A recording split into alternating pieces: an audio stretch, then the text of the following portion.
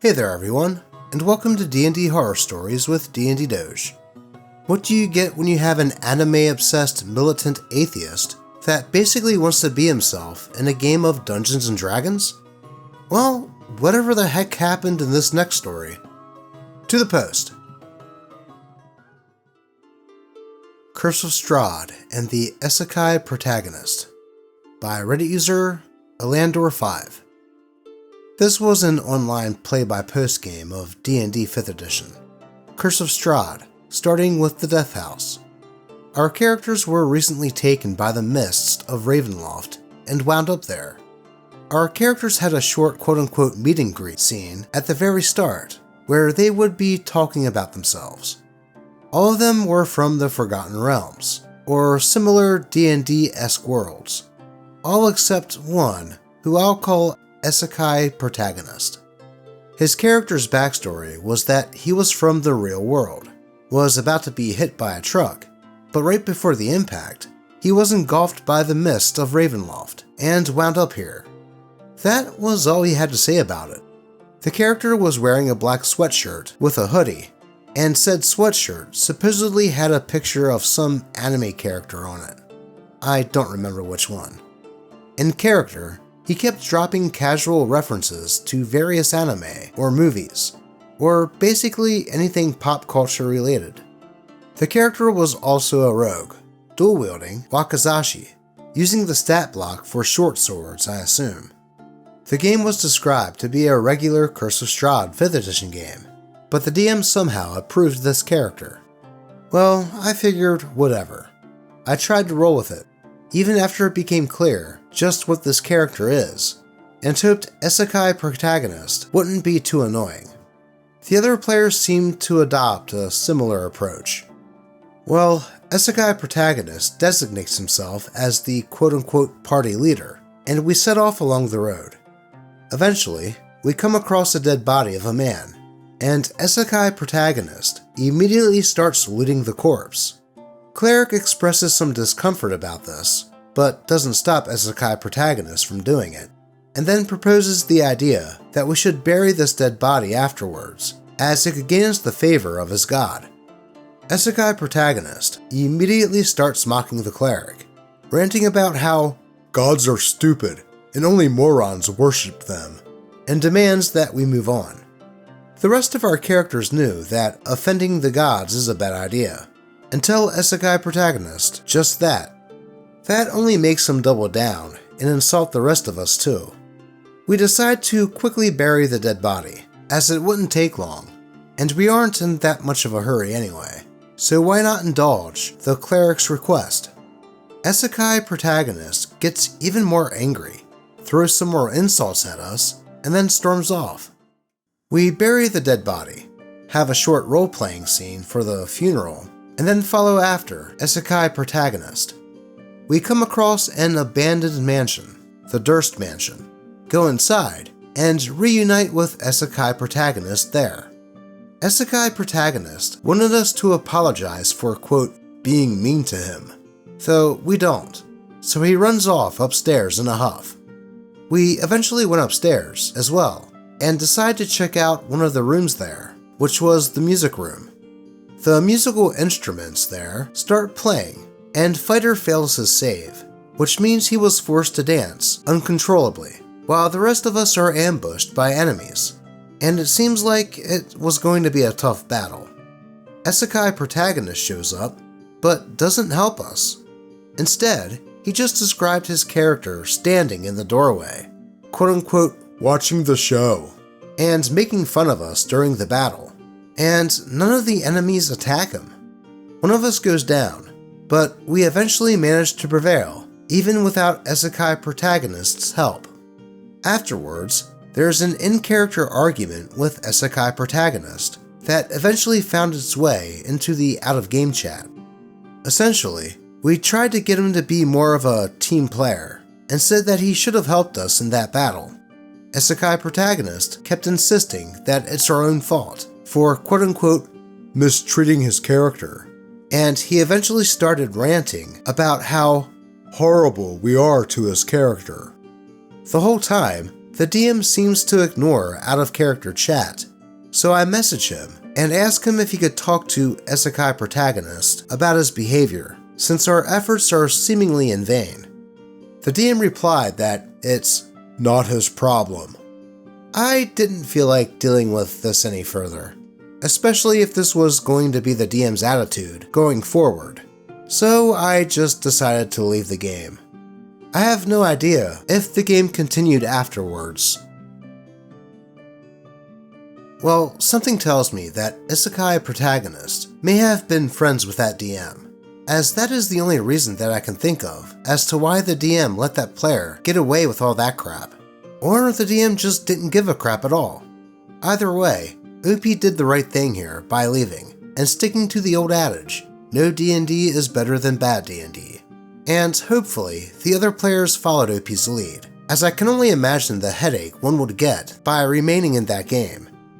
Let's move on to the next story, where a forever DM tries to be a player in Dungeons & Dragons for the first time. To the post. First time as a player. Is it always this bad? By Reddit user, Ray of Sun. I've been playing for about 9.5 years, but that whole time I've been the forever dungeon master. Today was the first session of an online campaign I joined in an effort to begin playing instead of DMing. The first player character to be introduced had the noble background, using 2014 rules, and decided, without asking the dungeon master, that he has a magical water elemental fox thing. The opening scene included a child biting into an apple, significant because of in-universe lore, and then beginning to convulse. I, playing a druid, tried to cast Detect Poison, and tried to figure it out. This player interrupted me twice while I tried to speak to the DM, and then told, not asked, the DM, that because they were a noble, they could sneak into an off-limit space, and rolled without being asked to. They then got snippy when I cast the spell, and asked why I was trying to overtake their roleplay moment. Throughout the hour-long session, which is another tidbit that annoyed me, they repeated that they were a noble 7 or 8 times. His wife was also speaking and making jokes with him the entire time. The Dungeon Master also did no work whatsoever to integrate player backstories into the campaign. One of the other characters is a Dragonborn, and I, playing a half-Dragonborn, half-elf, wanted to roll to make sure I didn't recognize him from a city in my backstory. The other player had written in memory loss, so he gave it up to the DM to decide, and the DM stayed completely quiet before asking, "What city was I talking about?" I understand that this can be another style of DMing that I just don't personally use, but I can't tell if it's lazy or bad DMing as well. I'm really excited about this character and don't want to just leave after only one session. But as I've never played as a player before, I'm unsure if this is just par for the course, or how to bring this up to my DM in a respectful way. Well, from what I can gather, it sounds to me like this DM might be a first-time DM, and may not have been fully prepared to run a session in which the characters' backgrounds may link up. I mean, he could not even remember what city of the campaign he was talking about after being asked the question. Then there is that noble player that really seemed like he had a bit of main character syndrome. If he saw OP trying to figure out if the child was poisoned by the apple or not, as OP stepping on his roleplay moment. Honestly, this game sounds like it's being built on top of a Jenga tower, and just might collapse at any moment. Though, I would say, as an experienced DM, that perhaps OP should give this DM some pointers, in a respectful way, and also bring up the concern about the noble player, and maybe see if this campaign and the DM can find their footing, and maybe the game will get better as it goes on. But if it continues to be this way, then I would suggest just trying to find another game to play in. Though, what are your thoughts on this one? What do you think OP should do in this situation? I'd love to hear your thoughts in the comments. But with that, let's move on to a story about a first-time Dungeon Master's experience with multiple that guys. To the post. Being a female dungeon master means facing extreme misogyny from my male players. By Reddit user WonderfulRadish258. I've been DMing for about a year now, starting in July of last year. At first, I only had 5 players, most found from the DnD Discord server. Yes, I know now how much of a mistake that was. And it was on the first day, a player was already arguing about the amount of clerics we had, which at the time was only 2. He then asked about shipping rules, and asked if sexual encounters had to be consensual or not. Well, that is already a bad sign if a player has to ask that. I would say that it's safe to assume that in most games, that should just be an unwritten rule. But I digress. I was kind of flabbergasted at the question, because in the rules of the campaign, I stated that all ships between characters, be it platonic or romantic, should always be consensual. After a few more incidents from this player, all within 1 hour of each other, I ended up removing them from the campaign after consulting the rest of the players. They all agreed that they were uncomfortable with him. The next few months went by calmly, but another player had to leave for mental health reasons, so I sought out new players in a mutual friend server. I brought in 3 new players, totaling it to 7. Everything went by smoothly for the first session with the newbies, until one of the players, we'll just call him Dingle, started to criticize every single call that I would make mid-session. For example, we'd be in a fight, and he'd start cutting off the other players, putting his character at center focus, while trying to find loopholes to every single scenario I created. It didn't matter whether he was right or wrong in a situation. He would question every single thing. And if he ever didn't get his way, he would make it everybody's problem, and either sleep through the session, which happened twice, or would play games on his phone. He then got upset about the information he missed, even though he quite literally was the one who stopped listening. He'd get angry, go quiet, and then call me after the session to tell me that he wasn't happy with my choices. I tried my best to accommodate him by explaining my choices, but if I didn't end up bending the knee to him, he'd just go quiet and wait for me to apologize. Another male player of mine also slept through some of the sessions and would make misogynistic comments to the female players, either calling them sweetheart, saying something extremely sexual towards them unprovoked, or would ignore half of my explanations about the scenarios the characters were in. Safe to say, after more collaboration with the rest of the players, I decided to give them the boot, which I am extremely relieved about. Maybe I bit off more than I could chew as a first-time DM, but I also feel like I shouldn't have to explain to grown men in their 20s how to behave and what's appropriate and what's not. The campaign has been at a halt for 3 months, but I'm going to start it back up within a week or so. Hopefully, this time around, there's less arguing and more dice rolling. Yeah, that sure sounded like it would have been a pain for a first-time dungeon master. First, with a player that had to ask about shipping being consensual or not. And I mean, like, come on, dude. Then to have to deal with the constant arguing from some of the players if they didn't get their way. Not to mention sleeping during a session or playing phone games. That just shows blatant disregard towards the DM and the other players that are trying to enjoy the game. Then they had the audacity to get mad for not knowing what was going on in the game. So yeah, I would say that OP was fully within her right to boot those players.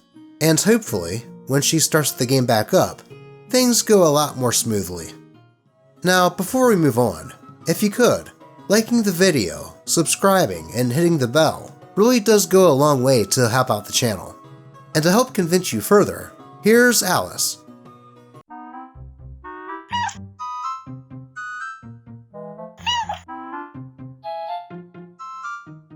She sure is a talker.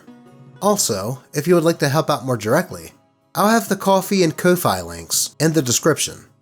But with that, let's continue with a story about a dungeon master that just doesn't have the decency to just tell his players that he doesn't want to DM anymore. and makes it his player's fault. To the post. You investigated and told your intelligence network too much, and now all of the cosmos is obliterated.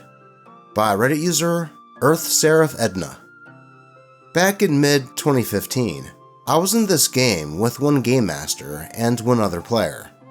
The system was Strike, a 4th edition adjacent, grid-based tactical combat RPG, still in playtest at the time. The setting was simple enough. Big and heavy industrialized fantasy world, but telecommunications, arcanotechnology, was rare and expensive. 2 empires dominated the planet. One was generic Western fantasy, except that its royals and greater nobility had the ears and tails of dogs. The other was East Asian fantasy, and its royals and greater nobility had the ears and tails of foxes. Fire Emblem Fates had just come out, and the idea was popular. Also, the similarities between dogs and foxes were intentional. A bit of a side note here, but Fire Emblem Fates is one of my favorites in the series, and I can see the similarities with this whole setup. But I digress. My character was the Crown Prince of the Western Empire, except that he was secretly a living painting replacement for the real, deceased Crown Prince. The other player's character was the Crown Princess of the Eastern Empire. We each had a maid-cum-bodyguard, secondary player character. I think I'm just going to pretend that I know what that is, and not comment on the spelling. Before the campaign started, the Game Master offered 2 choices of starting adventure.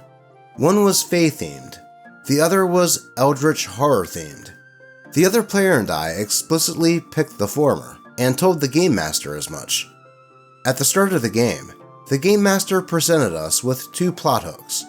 First, some Western duchess had mysteriously vanished. Second, there were strange reports of blood gods in some eastern city. The latter sounded more intriguing, so we pursued that. We spent a few sessions investigating and fighting cultists and assassins, but no actual monsters. We learned vague bits of information concerning these quote-unquote blood gods.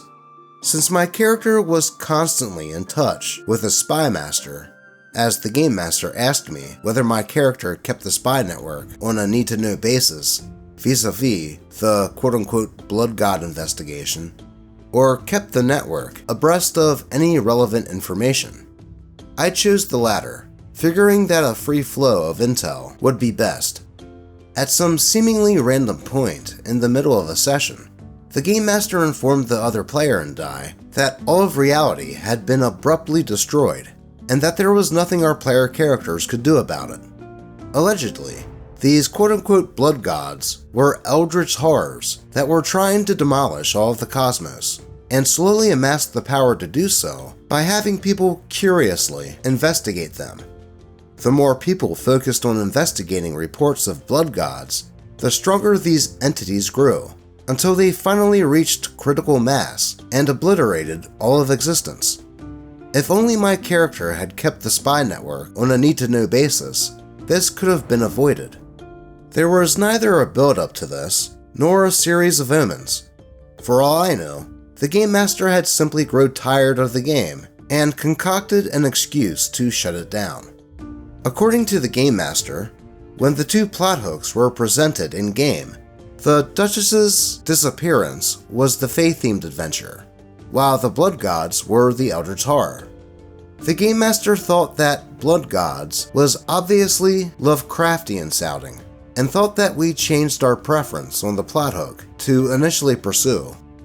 I GM'd a few more games for that Game Master in the following years, but we quickly drifted apart. Meanwhile, I still play with and Game Master for that other player, even to this day. Yeah, I've got to say that the way the DM ended that campaign did seem like it was just an excuse to stop because he didn't want to DM anymore. I mean, he gave the players a theme before the game started, and they chose not to do Eldritch Horror. But even if they did, How are they supposed to pursue investigating the blood gods without them amassing power to destroy reality? That would mean them just playing the game would lead to the world's destruction anyways. So yeah, that just seemed like a cop-out to me. I mean, if he just didn't feel like DMing anymore, then just tell the players that. Don't try and make it seem like it was their fault. That's just childish. It is good to hear that OP still plays with that other player though, and here's hoping that they have many great games to come. But with that, it looks like we have time for one more story, about why it might not be a good idea to give certain players grenades. To the post. My husband blew up everything, by Reddit user Soxes for Foxes. This was years ago, so forgive me if I forget any details, and I might be the villain in the story, I don't know, but it's certainly a thing that happened. TLDR at the bottom. I'd played a few different tabletop RPGs and similar systems, but had barely any experience game mastering, so I proposed to my husband and a few friends a wild idea. A campaign that would switch systems periodically, with characters and storylines being translated into the new setting, as if they were becoming alternate universe versions of themselves. Whoa, that is quite an undertaking for a dungeon master that has barely any experience being behind the DM screen. Ambitious, but probably a recipe for disaster. They agreed to the madness, and we decided to start with Warhammer 40k. I promised to go easy on everyone, since 40k can be a brutal system, and they were worried about any of their player characters surviving to reach the next setting, though I told them it would be fine if they did, since their other universe analogs could pick up where they left off. My husband got excited over the 40k loot tables and started asking for advanced items. Being a new game master, I was easily swayed by arguments that they were all new players and needed a little more help, so I gave everyone a couple of extra things. I negotiated husband down to 2 grenades. He picked one explosive, and one nasty little thing that was basically full of razor wire. I was concerned about this, but he only got 2, so limited damage they can do over a whole campaign. There's nowhere he can get more. Rather than throw them directly into combat, I send a party of 4 to a lovely garden planet, Reth.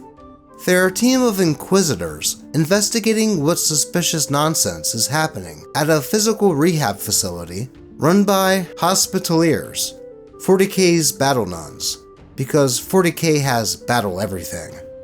Our other friends seem to be pretty into this. They're stalking out the place, trying to get someone sent in as a patient, as they're treating it like a heist.